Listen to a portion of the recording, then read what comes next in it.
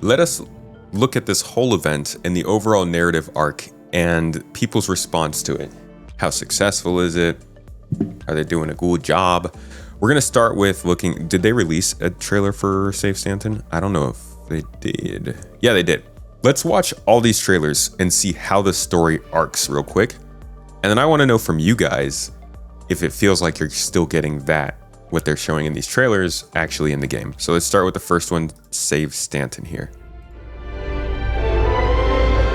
Violence continues as another civilian vessel has been ambushed just moments after leaving a station in the orbit of... I'm saying we can't live like this, Merrill. Under constant fear of outlaws killing our families and snatching up our kids. Oh my. And the proud citizens that make us frontier fighters. We know that, unfortunately, violence is all these freaks understand. Bro, this is already... I didn't watch this trailer, but I love it because it's just like, this is how we want to play the game. That's what they always do to us. Like, you want to wake up in your ship and then go down to join your friend flying, seeing stuff. If they put the news reports in the actual game. And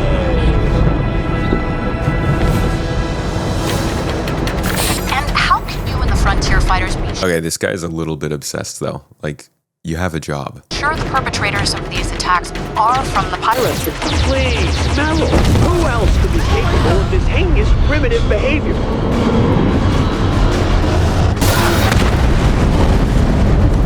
Thanks for having me, Jim. And yes, our group is trying to make sure these recent attacks don't lead to unfair profiling of our... Is he just watching TV right now? Sir? You might wanna... He's got a problem. neighbors in the next system over. When piracy gets really bad, Oh, is he dead? extremist groups always rush to Oh, he's dead. My bad. blame Pyro, calling to shut down the jump point. I'm sorry, you Let don't... us not paint the people of an entire system with too broad a brush.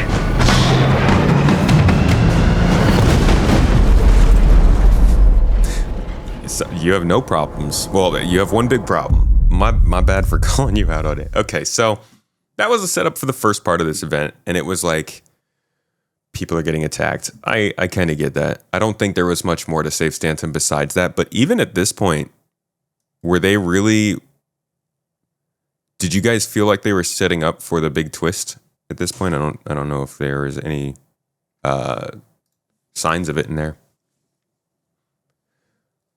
But that was Save Stanton. So that was the first part that took place in Stanton. And then we moved on to Pyro, after Pyro actually released in Fight for Pyro, which I think maybe did a little bit better job of setting up the actual factions to them to some extent.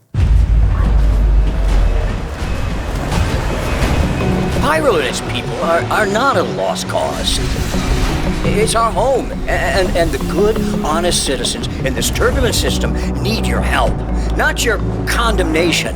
Join the Citizens for Prosperity to finally put an end to this violence. It really sucks that the NPCs can't work well enough to do these kinds of things in this game, because the game would feel so much better if this stuff was going on. Honest citizens in this Especially these outposts, they're so big. turbulent system need your help, not your condemnation. Join the Citizens for Prosperity to finally put an end to this violence. It's such an unfortunate path to justice, but necessary. The Frontier Fighters know firsthand the lawlessness, the inhumanity that threatens our system, and the only answer is to suit up, load up, and join us, shoulder to shoulder, to stamp them out. Every last wannabe fool that gets in our way. I'm not mad at the trailer, to be honest. I think it does a pretty solid job of setting up the factions, but obviously we know that it's not everything. Like, we're not seeing the whole story. We run Pyro, and we like it the way it is.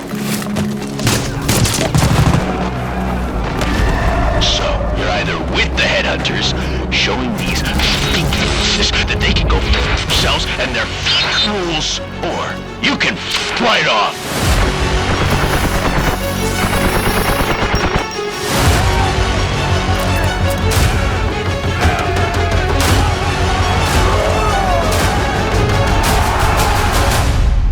So this is an interesting release, in my opinion, because You can go back in Star Citizen's history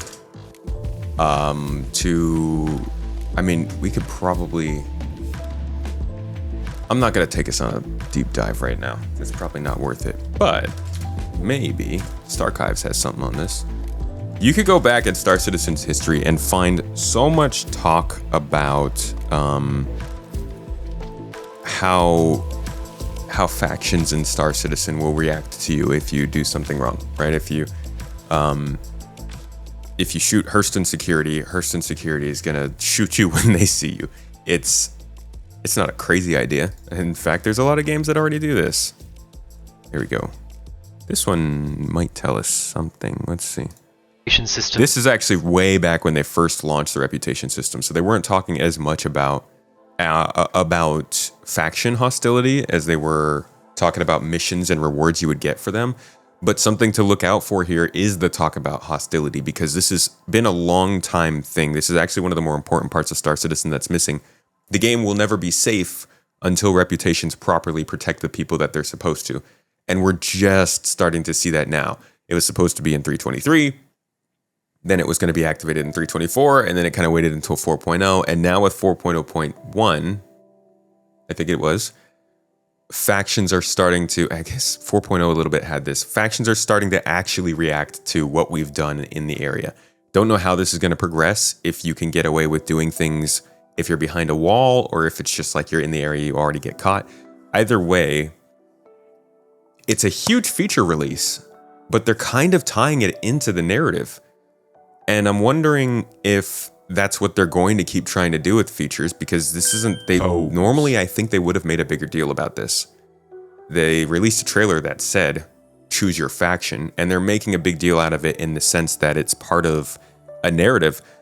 But we would have had an Inside Star Citizen talking about this. We probably would have had some of Star Citizen Live explaining how reputations affect your faction hostility and all this stuff. And it's just like, it's kind of a low-key release for a pretty big feature that admittedly was delayed and should have been out earlier. But it's still interesting to see, along with this whole push in 2025, they're definitely trying to wrap the narrative up a little bit with some of the other feature work that they've been doing. At least that's my theory.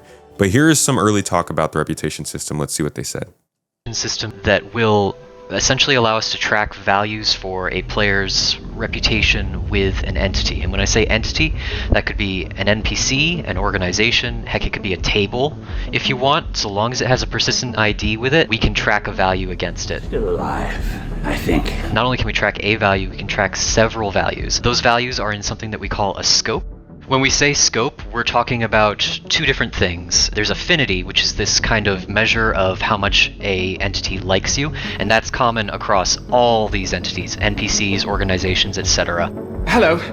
A few different things affect affinity. It's going to be mostly your mission performance, and more specifically actually, what you do during that mission. That's when affinity will really get big boosts. It is also worth noting that we can affect affinity through just your everyday action. For organizations, affinity is a little bit different in that it kind of represents the amalgamated opinion of that organization and its members towards you. It's going to control a lot of things like whether or not they want to attack you or help you, for instance. There it is. And then there's confidence/career. Confidence is exclusive to mission givers, and it kind of says how good they think you are at your job. Career is how an organization might be tracking that same value, how good you are at your job. The difference with an organization is that they can have several career scopes. So a security company like Crusader Security might have a bounty scope, but they also might have a defense scope or a jailer scope or any number of these career scopes that we want to track your different levels of career proficiency with different kinds of gameplay. Okay, so this is the system we use right now, and I'm like 90% sure they're still sticking with this almost exactly. The thing that I've noticed has changed has been the confidence and affinity. I think they have sort of the same ideas behind them. It's still this idea of how much does this person personally like you? How good are you at actually doing the things that they are asking you for? And what reputation do you have with their company or the companies associated with them that makes them open to working with you? So two different ways of working with somebody. I think when one is low and the other one is high, you would still have trouble getting certain types of missions, but I don't know how deep they could go with that, especially now that it feels like the scope on this kind of thing is actually a little smaller than it used to be. At least in terms of how far they'll spread it. It seems like depth-wise, they still want to have it be pretty integral. But before we move on further in this narrative, I just want to focus a little bit more on the reputation here, because this is a big part of this whole narrative being introduced. And this is a big part of Pyro being introduced. This is one of the biggest reasons Pyro exists, is to flesh out the idea of reputation and factions and how they react to each other when there is no overarching government like there is in Stanton. It's part of why Pyro has been picked as endgame for the Star Citizen 1.0 launch, and it's part of why it is the second system we're seeing in the game too, as they develop. But if we go back to, I went way too far back, CitizenCon last year, and look at this. People are going to take you on. We will see that there is also reputation stuff here. So they talk a little bit about guild rep here, I think. And here you get an idea of what the full screen will look like. And so you want to. And here works. It's in these. The calendar. Amazing. All right, here we go. But how will others see me in the verse if I have multiple choices? So this is where this is going to start to get really important, and I want to emphasize a lot to people that when orgs start to pay attention to this, it's not going to be just because they want to limit your gameplay. It's because this is going to genuinely affect how people will be able to take part in certain parts of the game. Your reputation is going to make a big difference both to you and your org. So just want to have this as a thing that we can reference later and make sure everybody knows this is where this is headed. This is where this 4.1 or 4.0.1 and Fight for Pyro is headed eventually. Surely I need to pick a banner. So that's covered by something new called representing. And it's actually quite similar to the existing affiliation main status system on the website. So if you're into multiple orgs, you choose which one you want to represent, but you can only represent one at a time. Now, there are ongoing benefits for being in orgs, which we'll get to in a minute, but choosing who you represent asks which one you want to benefit from at any given time. But why? Well, we wanted to support players who like to play with different groups of friends, but we didn't want players who are just in one to be at a major disadvantage to those that are in the full six.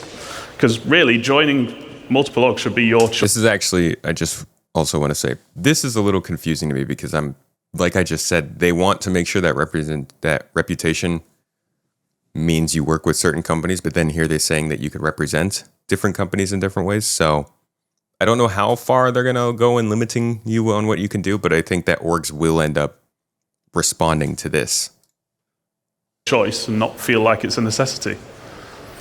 And there's no need for you to switch which org you're representing to see things like this Moby screen or org chat. But we want to put limitations on how often you can switch to avoid exploiting the systems. And we don't want to punish anyone who's, playing by the rules. And a big part of representing is visualizing it in-world. We want you to be able to fly your banner for your org. So we're adding another MMO staple to the game. Tags. Okay, this is getting outside of our scope. Can't wait until this year's SitCon. Still hasn't been confirmed. It's weird. Okay, here's some other talk about how reputation's going to affect players. That was more org focused, and I was going to continue on that. But honestly, a lot of people don't care about orgs and want to know more about how this affects them personally.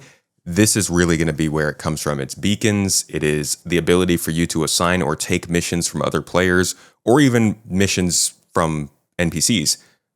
Everything that we encounter as something to do that is not sandbox related, or a lot of the sandbox related stuff, is probably going to be rated somehow through this reputation system or through this beacon system or some mixture of the two. Or illegal. Then they have a red one. That's bad. They have been up to something. But they have also been successful with 2 beacons. So, well, at least you can assess the situation before going into it. It ensures your safety when doing a good deed. And yeah, I think that's it for beacons. So, well, we've got AJ? one more big thing I guess we need to talk about, right? Which we're really excited for. Oh man. yeah. No, I'm sorry. Look I at completely missed the actual talk there. I just wanted them to talk about Successfully completing service beacons. You go from bronze up to gold, which indicates your level of experience and success, and only the top few will be able to earn platinum status, which essentially puts you on a leaderboard and marks you as one of the best playing in your region. So when broadcasting, responders offer to help and you'll see their rating. Then you'll get to pick who you want to help you out. Then let's say you're not very good, or you like to misbehave a lot. Failing a beacon will result in losing rating, and then repeat offenders will enter the red zone. The bald zone. And then only really desperate people are going to take you on. We're making the system much more robust to the point of automatically determining success or failure. So we're putting a lot of focus on making the system difficult to exploit as well, in the many different ways that it can be right now. So criminal types, like you, Benoit, will have to get much more creative. So, yeah, I don't know. They call this rating. Sounds like reputation. I'm not sure why it wouldn't be, but maybe it's the beacons will be on their own separate system. But this is the idea behind where Fight for Pyro is headed. They're trying to build in more consequences and responsibilities of the people who are taking part and making you be more aware of your actions. How are they doing it? Maybe not in the best way, as we'll get to in a little bit. Maybe the narrative is a little floppy, the delivery might be a little wishy-washy, but the important part of this whole narrative, in my opinion, is how much the importance of your actions is starting to build up. And I know for some people that it's too early for that, but we need it. We need it to start happening. Pyro will never make sense if this doesn't happen. Which sitcom presentation is this? That was all the social stuff from last year's sitcom of how the Moby Glass would change.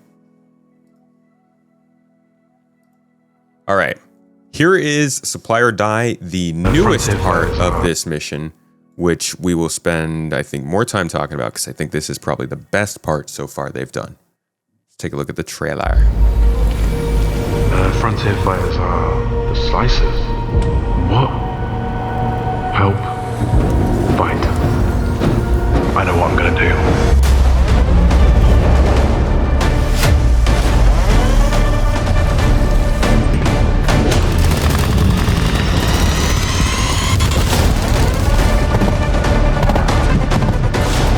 Still can't believe this guy doesn't have a helmet.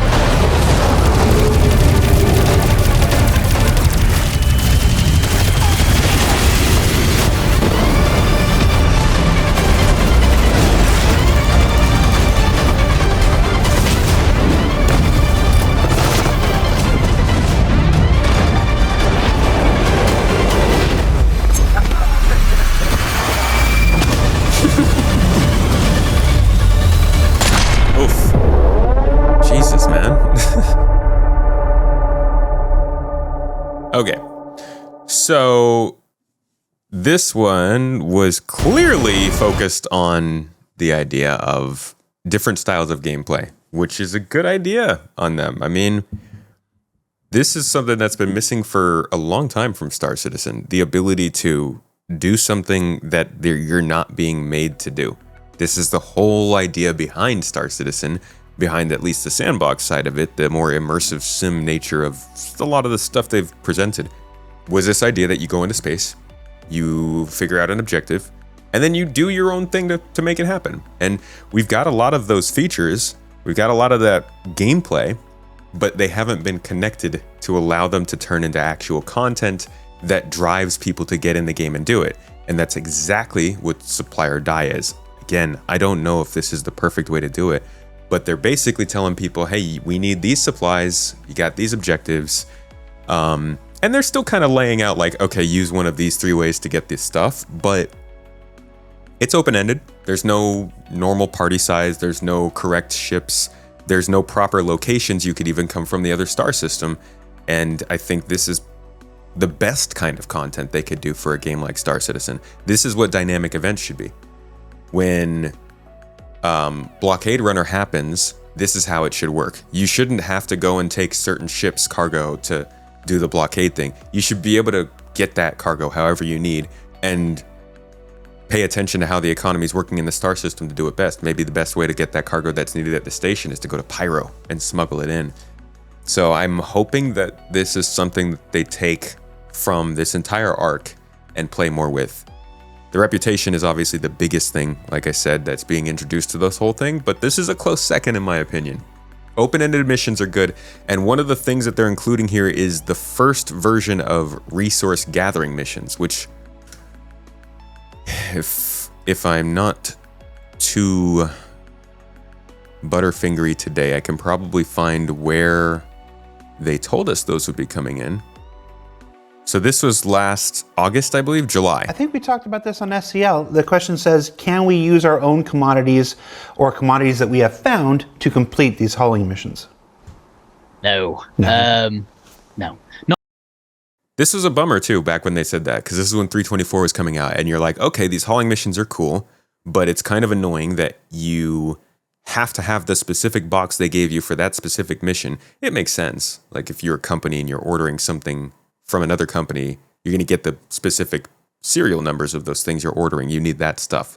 But it was still kind of a bummer to be like, oh, we can't just kind of figure out how to get these things to source them from somewhere. Not like, so the hauling missions as they are, these are tracked, contracted goods. So this company has already owned these commodities and they're asking you to transport them from A to B. However, what that open question is kind of alluding to is more resource gathering missions. So we will have missions where you are asked to just get 10 copion horns, or this refinery just wants X amount of raw iron, and the player can get them by their own means. For example, you could go mine it yourself. You could pirate it and use it for the mission and things like that. So in the future we will have missions that allow you to get the commodities via your own means. You just go get the... We are in the future now. And it's not, the missions aren't in the game, but I think this is their introduction. And overall, that's my main point of going through this, at least, is we're getting introduced to new things through these narrative arcs, and they're kind of subtle. It's not that hard to notice if you're playing them, but if you're not playing these, then you might not realize that there's actual new stuff happening, and it's kind of decent. I haven't gotten to try Supply or Die, but I'm looking forward to it. Definitely looking forward to jumping in with the org soon. Now, this is all part of their greater strategy in 2025, which they say is about playability. We can go to their letter from the chairman just to confirm. Is this the right one? It is. 2025, a focus on playability. As we jump into the new year, our primary focus across our Star Citizen teams is clear: improving playability.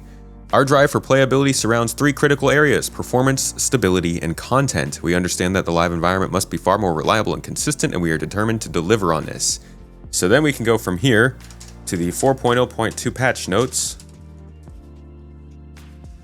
and see that in this update, they have, where's their focus?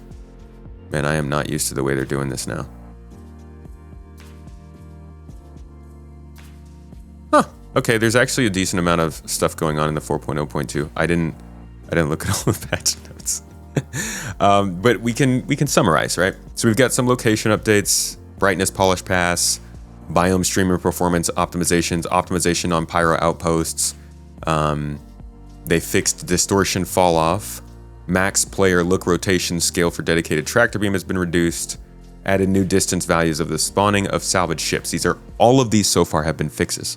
Ships and vehicles, they added the existing ships into the ship shops. That's content. Ship balances and updates, flight markers, ship compass, cameras, LODs, just a lot of bug fixes and stuff. Core info, they did a little bit of updates on warning messages and errors. Core updates like AI planet navigation, lighting improvements, and instance hangars performance optimizations. These are all fixes, right? It's just fixes, narrative additions, and events. They are highly focused on 3 key points to improve and fix as many top key gameplay issues as possible, improve connectivity and stability, and begin the latest supplier die event. So it's clear the letter from the chairman is still being pursued with these smaller updates, these monthly updates, and they're really focused on just delivering content and bug fixes. But how is that being received by the community? Well, let's go to Space Tomato 2, where the new podcast came out this morning, and I talked with Mr. Kraken, and I want to look at some of the comments with you guys, because I don't know what they all look like, but people have various things to say about this whole sort of strategy they have, and that's really what the podcast episode was about: Star Citizen's new strategy and how it's going. So you can look at some of these comments and see what people are saying. This person said, Smack said, I could have just bought the commodities. See, that's kind of the fun. This is going to be a fun process as players start to get more ideas of like, oh, I can do these weird things to do this kind of fun stuff. Okay, I'll try that. Can we take the hauling mission boxes and use them to complete the supplier die missions? If they're the same thing, I don't see why not. You might get in trouble with your other customer though. I missed out on the 324 stuff because I never heard that the save Stanton wasn't coming to 4.0 until 3 hours before 324 was taken down, which was annoying, as I would very much like those armors on my account. But all I can say is it is what it is. Now, this has been one problem with their delivery of this whole thing, is like they kind of haven't been the best at communication on this, which is such a Star Citizen problem. But this has been rubbing people the wrong way, and I think that's probably one of the big things they could do to clean this up. I'm annoyed because the only thing I want are the Freedom Fighter paints, but I can't get them because I only knew about the tuning fork repeater reward of Chapter 1 and didn't feel that was worth another Idris boss fight when the last couple times I did them was a chore. How do you guys feel about that? I think I get what he's saying because of the bugginess of the game.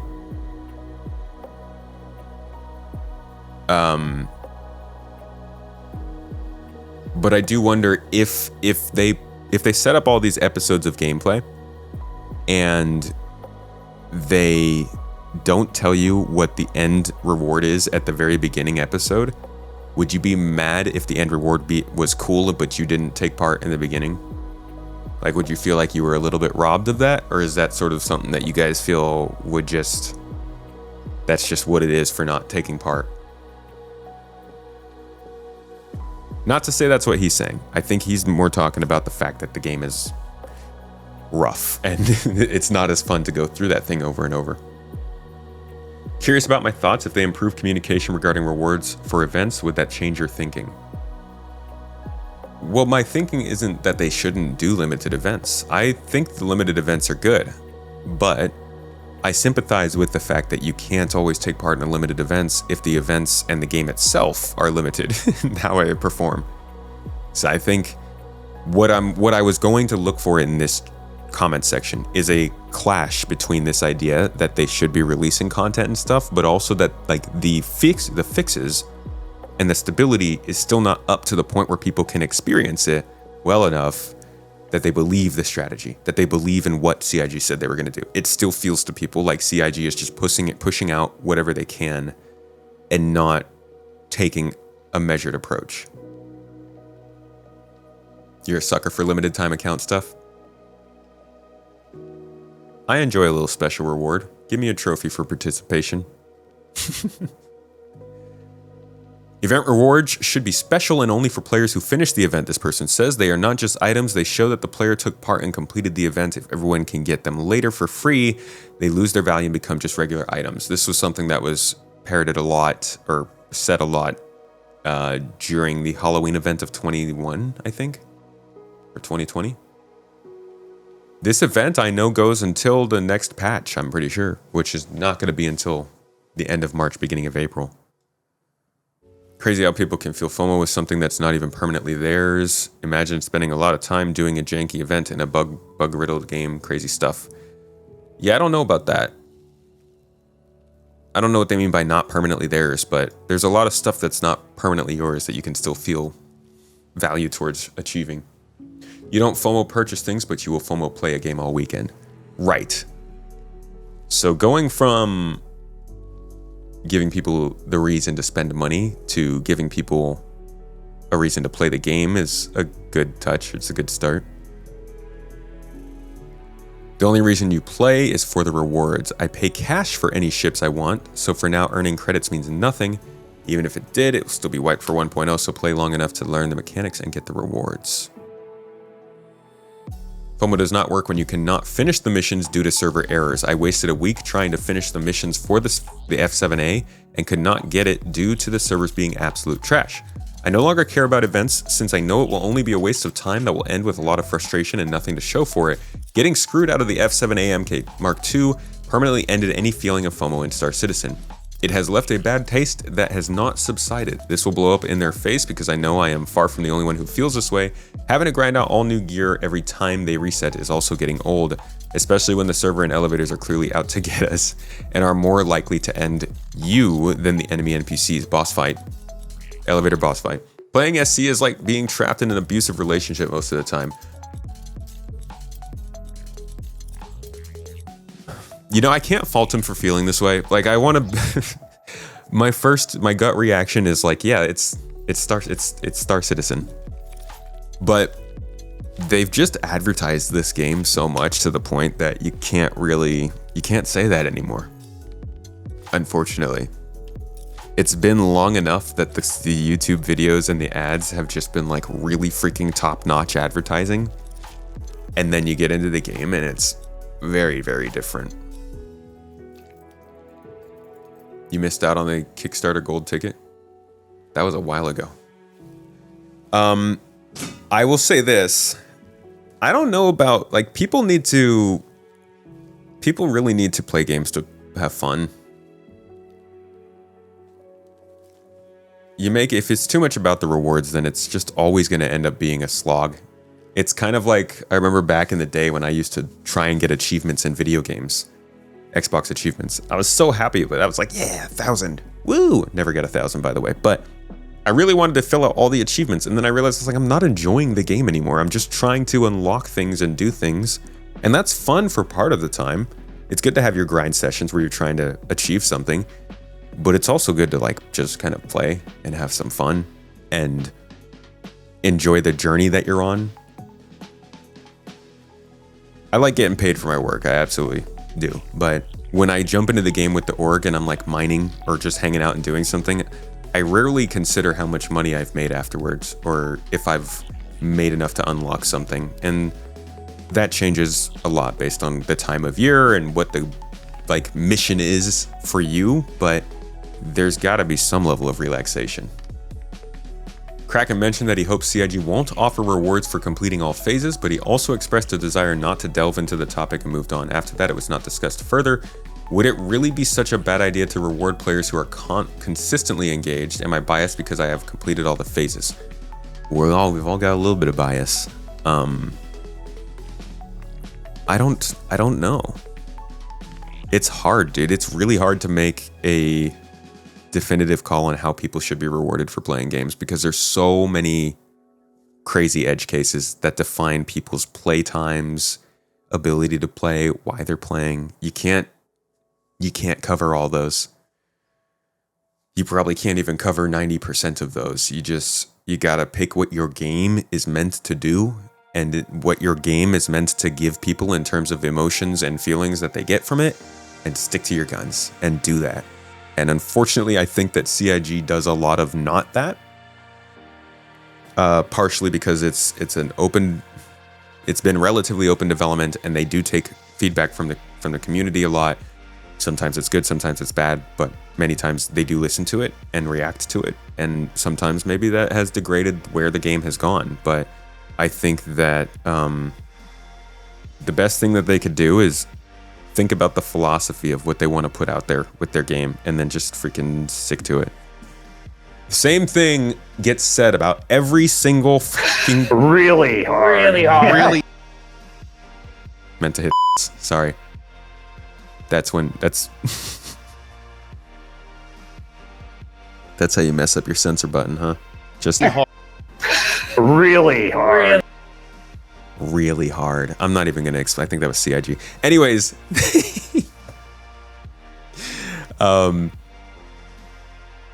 I don't even remember what I was saying anymore. Really hard.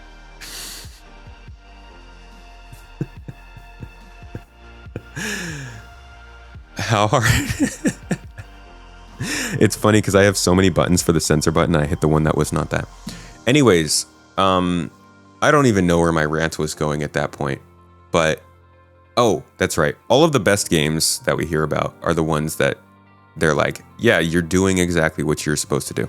Kingdom Come Deliverance, Baldur's Gate 3, freaking Power World. Like, anytime a game does really, really good, a lot of the time it's because it just unapologetically did what it was supposed to. So yeah, there's so much that you could look at here. There is a good one here. This one says, yeah, I'm just annoyed a game in development is prioritizing narrative and FOMO content over new features.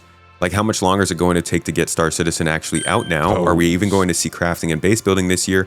Just seems like this is not the right move when you have the pressure on to get this game out. This is really where I wanted to come around to with the whole narrative is, this is all about how CIG is trying to shift the game towards what the majority of the community is asking for. They were waiting for server meshing, I think, and Gen 12 and a couple other things to be able to start really optimizing this game. But I don't think they wanted to start doing this early. I think that they have been pushed a little bit in starting to release narrative content faster than they planned. And that's why it feels a little bit jumbled, maybe. Like, things aren't quite set in stone for that to be happening. It's good. It helps the game, but at this time, it's really weird because, like this person said, there are so many new features that still have to get added. Just going to the roadmap is eye-opening. Where the heck is it? There it is. It's eye-opening on how much stuff there is for Star Citizen 1.0. Just looking at this, I mean, we got the whole quantum system, right? The guild system with all the jobs and reputation we're talking about. Insurance, taxes, and warranty. Your insurance claims, your life insurance, all that stuff. Law and security. The factions that are defending us. The turrets. The security that spawns in or flies the trade lanes. Reputation V2 is what we just went over.